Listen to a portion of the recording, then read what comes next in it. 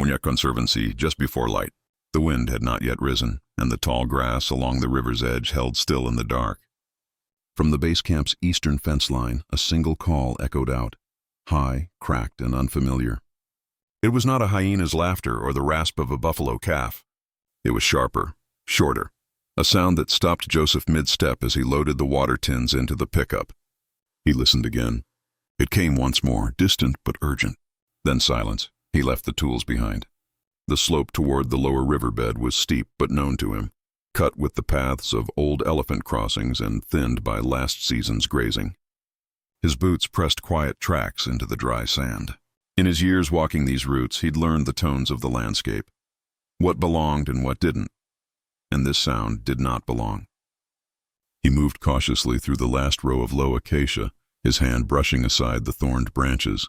At the base of a shallow gully, beneath a ledge of dried clay and rubble, something shifted. A dark shape curled close to the roots of a bent fig tree, not large, not moving much. Joseph crouched low. A calf. Its skin was still damp, the folds along its trunk creased with birth. One eye remained half shut, lashes stuck together with grit. Its front legs were splayed out and trembling, hooves raw where they had scraped the gravel. No herd surrounded it, no prints led in or out. The calf shuddered, raised its trunk once, then lowered it back into the mud. Joseph radioed up to the station, keeping his voice low. He gave the coordinates and added a single line. No mother in sight. Very young. Then he waited. From above, Lenkai arrived with the smaller field pack. He stopped a few paces back, eyes scanning the dry clearing and the tree line. The sun was beginning to rise behind them, and the shadows around the gully turned pale. The two men stood without speaking for a while, watching. The calf lifted its head once more, made a faint rasping call, then dropped it again. Joseph took a single step forward, crouched, and extended a hand just over the edge of the slope, not to touch, only to show presence. The calf blinked once but did not retreat. Its breathing remained sharp, shallow, and irregular. "There's no herd sign here," Lenkai murmured. "Not since yesterday, the facts were plain. If the calf had been born in this ditch overnight and separated during herd movement, time was already running out." Its ears twitched weakly. The skin around its belly visibly tightened with every breath. If they left now, it would not last the hour. If they approached too soon, it might panic and injure itself further. Either choice carried risk. They knelt near the edge and waited to see if the light or sound of morning would draw movement from the bush, waited for the line of a matriarch's form across the ridge. Nothing came. The calf tried once to rise, its forelegs trembling beneath the weight. Its back legs folded and failed. It slid back into the shallow slope and went still again. A long breath came out through the trunk. Not loud, but long, like the air giving way. Joseph whispered, "We see you." And still the land remained quiet. No trees stirred, no distant calls answered. If no mother came by mid-morning, they would have to decide. The sun reached the rim of the ridge just as the calf's eye closed again. The light did not wake it. It only marked the hour. The light moved slowly across the gully floor, turning the edge of the mud from shadowed black to pale rust. The calf had not stood again. Its flank rose with effort, every breath shallow and uneven. The moisture on its skin had dried into a dusty film, and the folds along its belly tightened with visible dehydration. Its trunk twitched occasionally against the ground but did not lift. Joseph stepped carefully down the embankment, keeping his movement steady. Lenkai remained at the top, scanning the horizon. The sun was fully above the trees now, and still no sign of a returning herd. No cracks of branches, no distant calls, no movement through the brush. The field radios remained silent. Joseph crouched beside the calf, not touching. He observed the joints along the forelegs, scraped, one slightly swollen.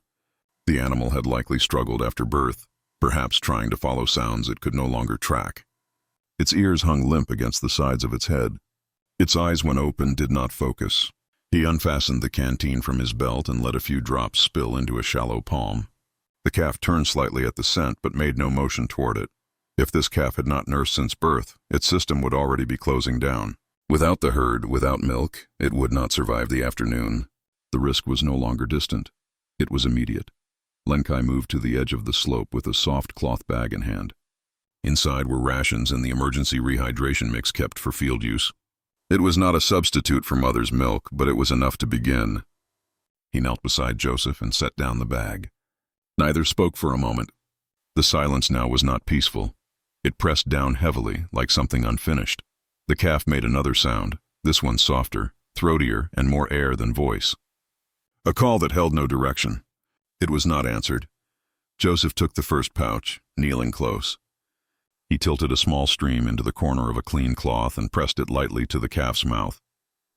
For a moment there was no reaction. Then a brief flicker of the tongue. Another breath. Then stillness again.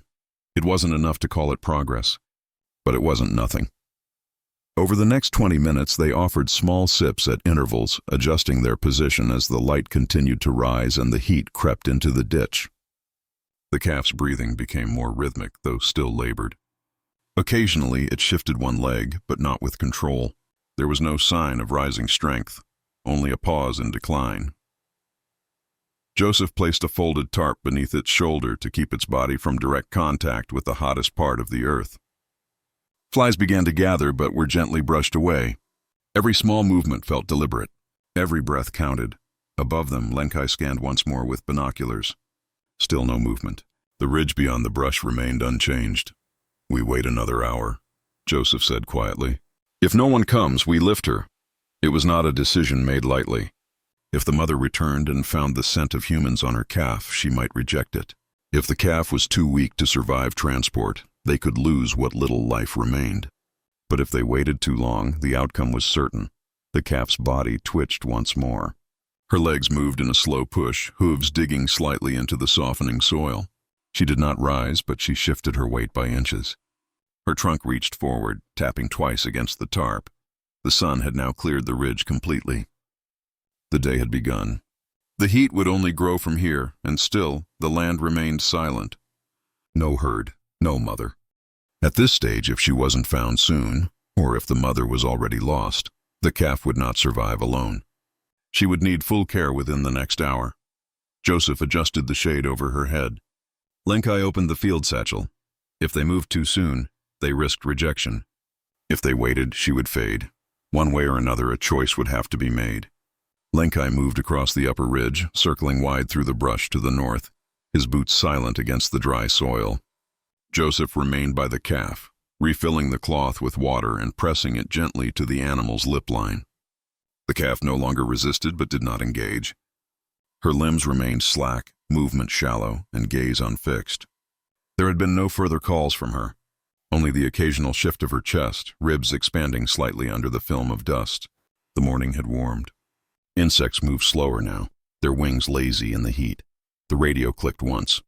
Lenkai's voice came through quietly and measuredly. "No trails, only kudu and waterbuck. The southern line is clear." Joseph stood slowly, scanning the ridge to the west. There was no broken grass, no fresh dung piles, no bark stripped from trees at shoulder height. The space felt abandoned, not recently moved through, but left behind. If a herd had passed this area during the night, they had done so hours before. If a mother had dropped back to return, she would have been visible from the crest by now. He stepped carefully uphill, eyes reading the earth. Dust lay undisturbed beneath the low branches. Even old elephant paths showed no new impressions. The prints still visible had lost their edges, softened by sun and time. They paused at a clearing beside the fig slope where the gully bent inward. Joseph knelt again, pressed his palm to the surface. Dry.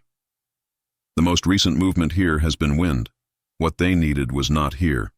If the mother had moved on with the herd, the calf had either been dropped unintentionally or separated in confusion. It wasn't uncommon for new mothers to fall behind or become disoriented during birth, but in most cases sound or scent would bring them back.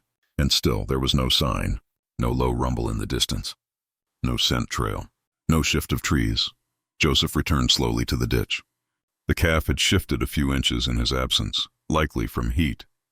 One foreleg was bent beneath her now, awkward and trembling. Her trunk lay limp against the folded tarp. He checked her ear.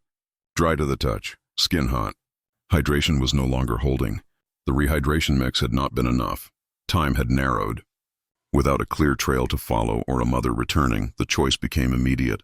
If she remained, she would not last midday. If they moved her and the mother returned after, the chance of reunification would vanish. Lenkai reached the base again, his shirt damp across the back. He set the stretcher beside the edge, brushing off the fabric. There was no more to search. The area was clear. They knelt beside the calf and prepared the sling. Joseph touched her flank with the back of his hand. She flinched faintly but did not pull away. That was the only sign of awareness they had seen in nearly an hour. "If we lift now, we move slowly," Lenkai said quietly. Joseph nodded once. "She doesn't have until noon." They slipped the sling beneath her shoulders, working gently beneath the fold of the front leg. The calf groaned once, low and unformed, more breath than voice. She didn't resist. She didn't move. If the mother was alive, she was no longer close. If she were injured, she could not return. If she had rejected the calf, the reasons no longer mattered. The calf would not survive this heat. Not here. As they tightened the canvas and secured the frame, the sky above shimmered pale and wide. The land stretched open around them, empty of prints, empty of sound. They lifted the stretcher together, slow and even. The calf's ears shifted once. Her trunk brushed the side rail, then went still. They began the walk toward the holding crate. If she collapsed during transit, there would be nothing more to do. If she stayed calm, there was still a chance. Behind them, the ditch remained unchanged, a curve of dry earth beneath a bent fig tree. No movement followed them from the ridge. The sky had begun to flatten into heat, its early clarity replaced by a pale glare stretching low across the bush. Dust curled in faint spirals around the men's boots as they paused beside the crate. The calf had not stirred during the walk. Her weight, though light for her size, hung limp in the sling. At every step, they had watched for signs of strain, uneven breath, twitching limbs, resistance, but she remained quiet, her head low, trunk slipping against the canvas. There was no fight left in her. That, more than anything, marked how far she had slipped. They set the frame down in the shade of an acacia tree. Joseph crouched and loosened the straps around her side. She didn't flinch. Her eye remained half-lidded, the lashes dry.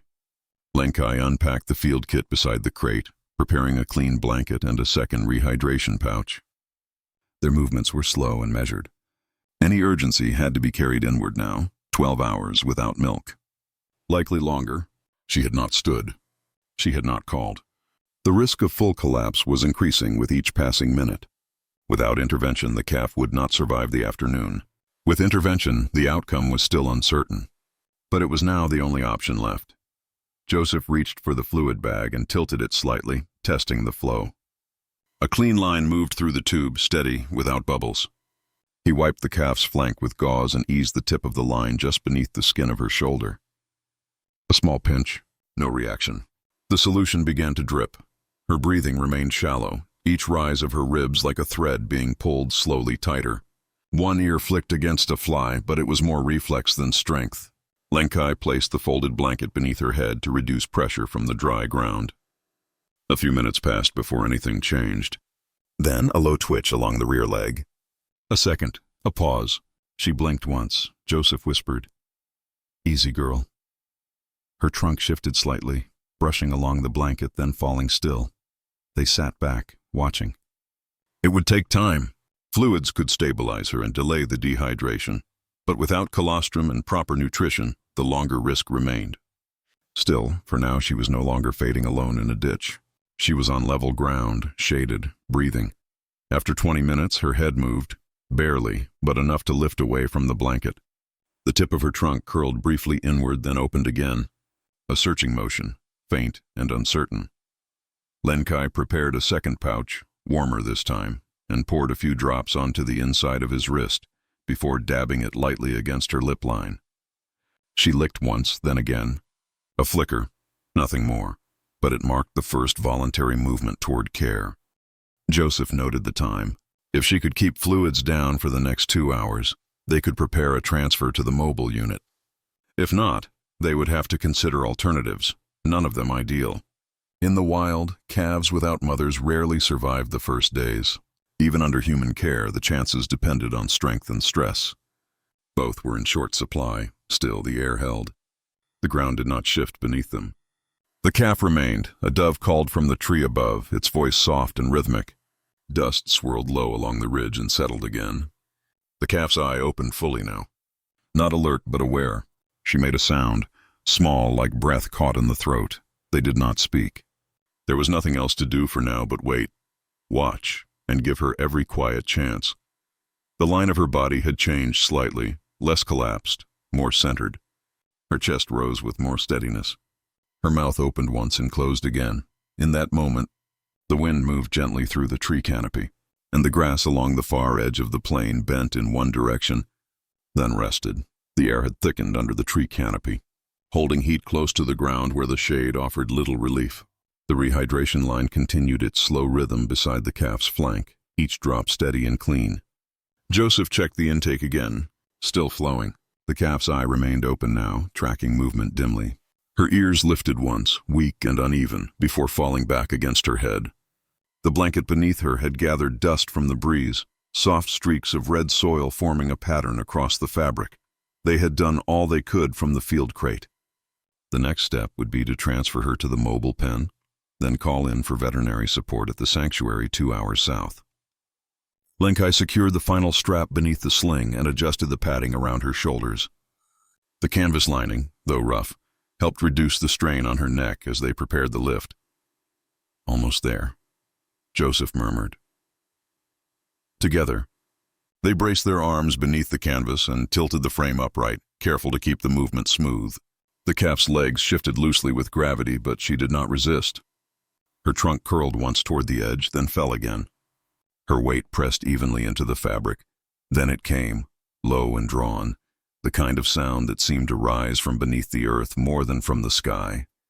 It wasn't windy. It wasn't a bird. A single resonant trumpet carried across the open ridge behind them. It moved like a current, long, weighted, impossible to misplace. Joseph froze. Lenkai dropped to a crouch. The calf stilled. The sound returned, this time closer, deeper. A second, sharper note followed, then silence. No movement yet from the bush line. But it was not my imagination. That was not distant. That was not a chance. It was a call and reply. Joseph stepped back toward the ridge's edge and scanned the brush. The tall grass there shifted against the breeze, uneven, rhythmic, not stirred by wind. Something was moving, slow, heavy, steady. Another trumpet sounded, more textured now. A third call, broken and short, rose behind it like an answer. They were not far. Lenkai set the stretcher down gently. His hands didn't leave the frame. Joseph raised the binoculars. At the far edge of the acacia grove, just beyond the heat shimmer, a shape moved through the haze. Broad ears, trunk held high. A second figure behind it, smaller but upright, following. Then a third, half obscured by dust. No rush, no panic. Just movement with purpose. The calf made a sound. A low exhale, something between breath and voice. Her trunk shifted again, brushing against the sling's edge. Her eyes blinked slowly once, then again. She didn't lift her head, but she was listening. The approaching figures were still distant, still partly veiled by the brush. But they were elephants, and they were coming straight for the clearing. If this was her herd, if the mother was among them, any scent of human contact could still change everything. If not her herd, the risk to the calf grew. Bulls were unpredictable. Matriarchs rejected calves that smelled wrong. Every second of contact counted now. They backed away from the sling, slowly, without words. Dust settled on their sleeves. The air grew quieter. The sound did not come again, but the space between the trees began to fill, not with noise, just with presence. And the calf, still folded in her sling, turned her ear toward the sound and waited. The wind changed as the figures drew nearer, carrying the unmistakable scent of crushed bark and damp earth, elephant skin after distance, after movement. The heat hung low in the clearing, trembling over the surface of the dust. Joseph stood still near the edge of the acacia line, one boot half set in the soft soil. Lenkai had already moved back beyond the crate, arms crossed loosely, watching. Neither spoke. There was no need. The lead shape came clearer first, breaking from the shimmer like something stepped out of memory. Large, deliberate, and weather-worn. Her ears, torn slightly at the edges and furrowed like creased cloth, moved in a slow, steady rhythm. Each step pressed deep, her feet turning up quiet puffs of dust that scattered and resettled behind her. Behind her, two others, younger, smaller, moved without hesitation, but kept their distance in pattern. This was not a stampede. It was a return. The older female paused just short of the shaded gully, trunk lifted high. She held it there, frozen, gathering scent in long, deep draws. The calf, still slung in canvas and sweat-damp fabric, shifted her weight. Her trunk curled toward the air, weak and searching. One leg kicked gently, then slid back into stillness. Joseph stepped half a pace back. There was no doubt now. The matriarch's behavior had changed. She had caught something. Not alarmed, not rejection, but something sharp, something familiar. Her body leaned forward. The two younger elephants stayed back, heads lowered, letting her lead. She moved in. No sound but the hush of her feet in the dirt. She walked past the crates, past the water tins, past the dark smudges on the tarp where human hands had worked. Her trunk dropped, then rose again, then dropped slower. The calf let out a single breath, dry but audible. Her ears lifted, trembling. Her eyes widened but did not blink. The matriarch reached the edge of the sling.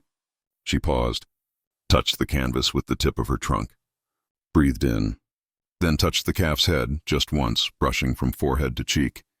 The movement was slow and practiced. There was no aggression, no panic, just certainty. Joseph watched her lower her trunk again. She did not retreat. Her body remained still, shoulders square, legs slightly bent, waiting. Behind her, one of the younger females stepped forward 2 paces and stopped.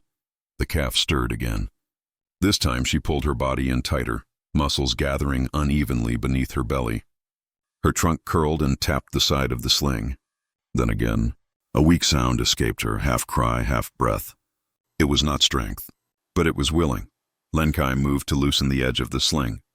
He unfastened the closest clasp and stepped away, leaving the rest in place. The calf remained cradled but was freer now to shift if she could. She didn't rise, but her legs bent differently. The weight of her head leaned outward, toward the matriarch's body, toward the space she knew. The older elephant stepped back half a pace, just enough to turn. Her flank passed within inches of the sling's corner.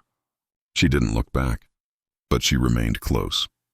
The light shifted above them, the sun now lowering just past the ridge. Dust began to settle in quiet spirals, and the heat thinned. Joseph lowered his hand, watching the calf's ears lift again, higher this time, almost even. Her body, still low and weak, curved toward the line of movement before her. Toward the scent, toward the shape. She didn't stand, but she no longer lay still. At the edge of the field, the matriarch turned fully now and began to walk back, slow and straight, her shape steady against the golden edge of afternoon. The others followed, and the calf, shaky, breathless, sun-touched, let out one low, unformed call behind them, then rested her head against the frame and waited. The matriarch had circled wide, keeping a steady arc through the field as she looped behind the sling. Her pace was neither slow nor rushed. It was considered. The dry grass bent where she passed, parting under the weight of her steps, closing behind like breath settling back into ribs. Joseph and Lenkai remained still near the far end of the clearing, arms lowered, eyes tracking her movement but not following. There was no raised voice, no sudden motion, only stillness. The calf remained cradled in the partial sling, head turned toward the line of her scent. Her trunk lay slack over the edge, twitching occasionally as if tasting the air. The small breath she had released moments earlier had not returned. But her ribs continued to lift, slow, thin, and rhythmic. Life was still present, but the outcome remained uncertain. When the matriarch reached the far side of the calf, she paused.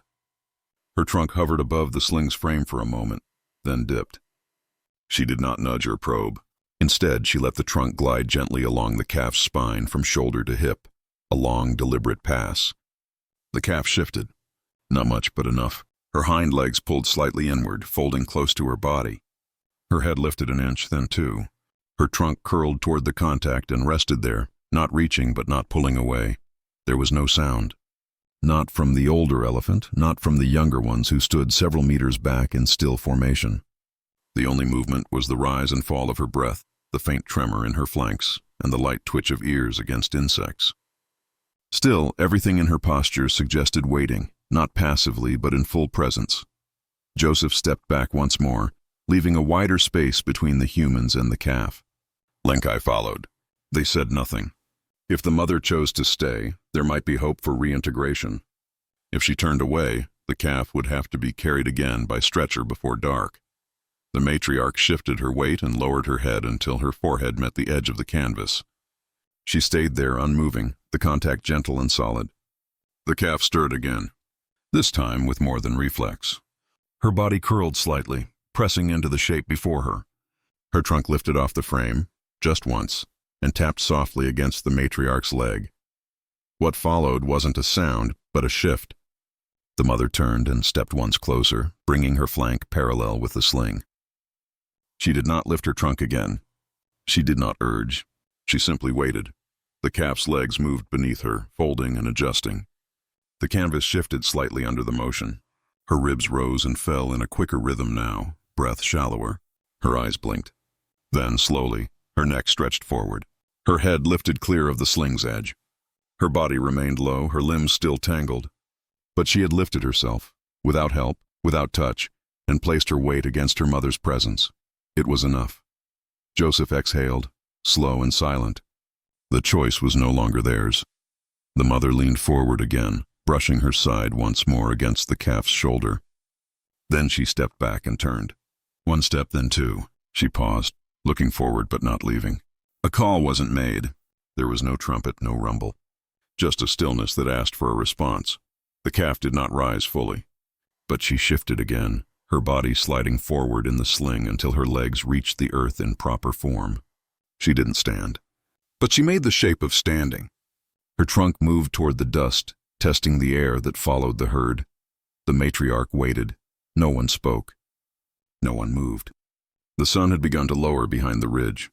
Long blades of light stretched across the brush, painting soft shadows between them, and in that quiet, the calf placed her weight forward once more. Not walking, not yet, but leaning into presence, into scent, into something remembered, as the wind passed through the grass and the earth breathed beneath her. The calf's legs held unevenly beneath her, folding and unfolding with the slow mechanics of instinct rather than strength. Her front limbs bore most of her weight, while the hind legs dragged slightly, still unsure how to carry. But she was upright. Not fully standing, not steady, but upright. Her breath came hard, pulling the ribs tight, the space between each inhale longer than it should have been. Still she leaned forward, her trunk drifting low across the earth, tapping once, then pausing. A searching motion, light and hesitant. The matriarch waited just beyond the sling. Her body faced outward now, toward the ridgeline, where the grass grew taller and the light softened over the crest. She did not turn back to look again, but she had not moved far. The distance she left was deliberate, a length long enough for the calf to choose but close enough to feel. One of the younger elephants had already stepped into the path ahead, flanked loosely by the second, who lingered behind. The herd's formation was subtle. Not protective, not dismissive. Just a present. The calf shifted again. Her rear legs gathered tighter this time, hooves adjusting on the uneven ground. There was a pause as she steadied herself. Then a lift, small, incomplete, but upward. She stumbled once, her knee brushing the dust, but she did not fall. Her head remained low, ears twitching slightly with effort. Another step forward, then another, each one shakier than the last. But she moved. Joseph remained at the edge of the clearing, arms at his sides, watching without interference. Linkai had already stepped behind the nearest tree, his radio untouched at his belt. The crate lay empty now, the sling collapsed against the ground, bearing the impression of where she'd rested. If she returned, they would know what to do. But if she continued forward, the decision would have passed beyond them. She reached the space where the matriarch had waited. Her trunk lifted once, curling toward the older elephant's leg, touching briefly near the joint. The matriarch did not flinch. She turned, not fully, just enough to make the moment known, then began to walk. The movement was slow, not burdened, but unhurried. The grass shifted at her knees, seeds brushing against her sides. The calf followed, her legs still wobbling but no longer folding. Her trunk dragged once across the sand, then lifted. Her breath was visible in the warmth. But she continued. No sound passed between them. No cry, no greeting. Just the steady press of feet into loose earth, the weight of bodies returning to a path once left behind. As the ridge opened, The morning light broke wide over the far side, turning the dust into gold at their feet. The calf stumbled once again, her front leg buckling for a moment beneath her. She paused, waited. Then she found her balance and moved forward. Not fast, not strong, but forward. Joseph exhaled and lowered his gaze. In the distance, the herd passed into the curve of the low trees, one behind the other, shapes softened by heat and light. The calf, now nearly even with the matriarch's flank, leaned her body slightly into the older elephant's side, and behind them, the dust settled once more. The grass returned to stillness and the morning held.